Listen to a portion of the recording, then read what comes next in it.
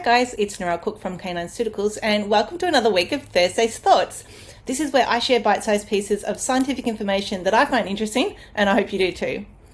So this week I just want to quickly touch on a really commonly prescribed drug, how that might be negatively impacting our dogs and what we can potentially do to help them. So this paper was published in 2020 and it's looking at the prevalence of gastrointestinal lesions in dogs chronically treated with non-steroidal anti-inflammatory drugs.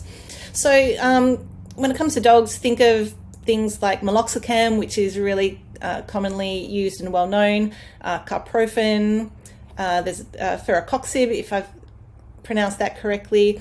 In humans, think of things like aspirin, Voltaren, Celebrex, ibuprofen. They're all non-steroidal anti-inflammatory drugs of various kinds. So non-steroidals, they're the most common pharmaceutical agent associated with gastroduodenal ulceration and perforation, but they don't really know how the length of use really impacts this in dogs. So that's what this study was about. Now, I don't plan to go right into the details of the study, but basically the gastroduodenal ulceration, it's a well-recognized complication from the use of non-steroidals, and it's the most frequently cited factor associated with gastroduodenal ulceration and perforation in dogs specifically. Now, this was really scary. I had no idea, but death occurs as a complication of non-steroidal treatment in 1 per 2,000 oral doses given, and in less than 1 per 500 injectable doses given in dogs. So that's just mind-blowing. So in people, they'll see duodenal and gastric erosions in about 12% of people after 12 weeks. In dogs, they found mild gastroduodenal mucosal erosion in 73% of dogs after only 7 days of oral administration. But for dogs that were given aspirin, they actually experienced significantly more severe gastric erosions than the treatment group. What's interesting in dogs and a large percentage of people is that they remain asymptomatic. So that means there's no real overt signs that there's something going wrong, and that there is this ulceration and perforation happening in the gastrointestinal tract. But just because we don't see it doesn't mean it's not negatively impacting your dog. And they even say this under recognition of the adverse gastrointestinal events after non-steroidal treatment in dogs could result in higher morbidity and mortality with chronic use. I don't think we really need to go through that, other than to say, they conclude that the prevalence of non-steroidal induced erosions, it's higher than they previously expected, and caution is warranted with the chronic use of these drugs. So now, this is not to say, don't ever give a non-steroidal, because, in terms of quality of life, there are times where we absolutely need to give our dogs prescription medications, even though we know that there might be a negative side effect. So Ladybug, classic example, with her spinal injury, there are just times every now and then, it's not often, but we look at her and go, we think she's in pain. She's run around like a lunatic, she's strained something, and we might give her, 1 or 2 doses of meloxicam just to settle that down. But I am acutely aware of the damaging effects of non-steroidals.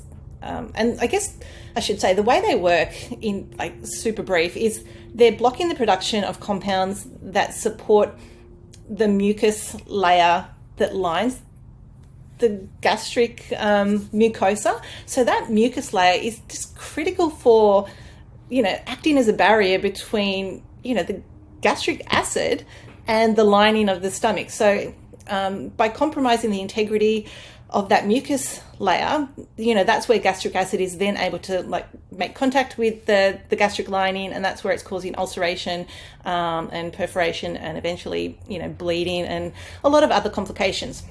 So what my absolute go-to in situations, whether it's my dog or if I've got a client's dog that's got a long history of non-steroidal use or is currently on non-steroidals, is the gut restore. That is what it's designed for, to heal and soothe, irritation, inflammation.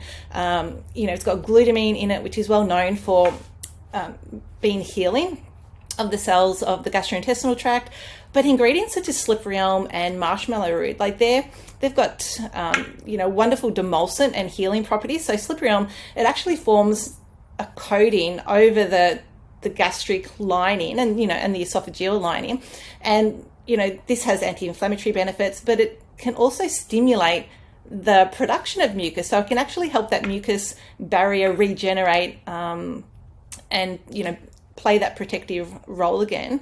The Gut Restore, it's got other amazing ingredients that are going to help, like zinc and vitamin C, the deglycyrrhizinated licorice, which is a mouthful, but that's all demonstrated to be very healing to the gastrointestinal tract.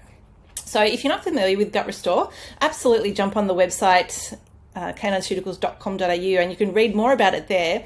If you've got a dog that's got quite a complicated situation and it is on some non-steroidals and you're just not sure what's appropriate and what's not, please reach out to us at info@CanineCeuticals.com.au. We can guide you somewhat there, but if it's quite complicated, we do recommend that you book a consultation, and you can do that via the website as well. The one thing I will caution, any gut product that has ingredients such as slippery elm, as amazing as they are, because they do form that sort of protective barrier, they can interfere with the absorption of prescription medication. So the great thing is, if you're giving something like meloxicam, that's, once a day dosing. So you would give the Gut Restore at the other end of the day, or at least, 3 or 4 hours, away from any prescription medication. But the other end of the day is always the safest bet. So keep that in mind. But yeah, otherwise, if you've had any experience with non-steroidal use and, the negative side effects of that, please share in the comments. If you've then used something to sort of help your dog and found benefits, please share that as well. We'd love to hear your story and your journeys. But otherwise, yeah, as always, reach out info@CanineCeuticals.com.au, and thank you for another week, and I'll see you next week.